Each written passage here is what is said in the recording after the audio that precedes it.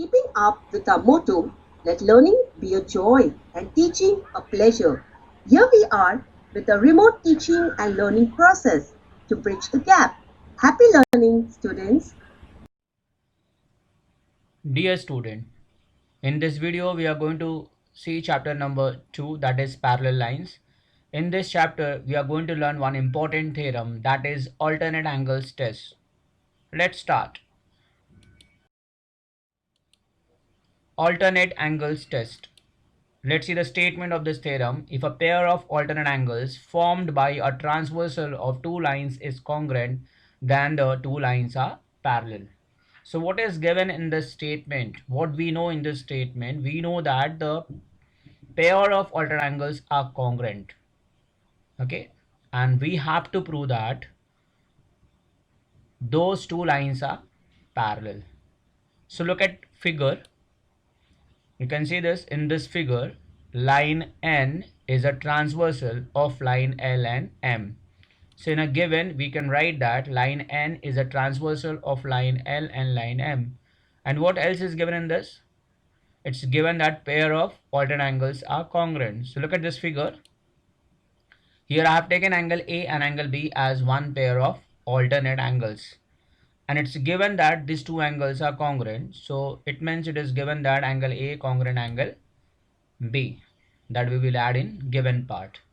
Now we will go for the proof of what I have to prove. I have to prove that line L parallel line M. Let's see the proof of this. Now look at this figure. Here I am going to take one angle as C. You can see the figure. You can see that I have taken one of the angle as C. Now look at the proof of this theorem. Angle A plus angle C equals to 180 degree because they forms linear pair. That is equation number 1. You can see in this figure. Can you find angle A and C?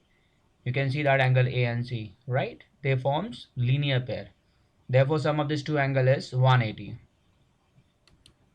Now here it is given that angle A congruent angle B, right?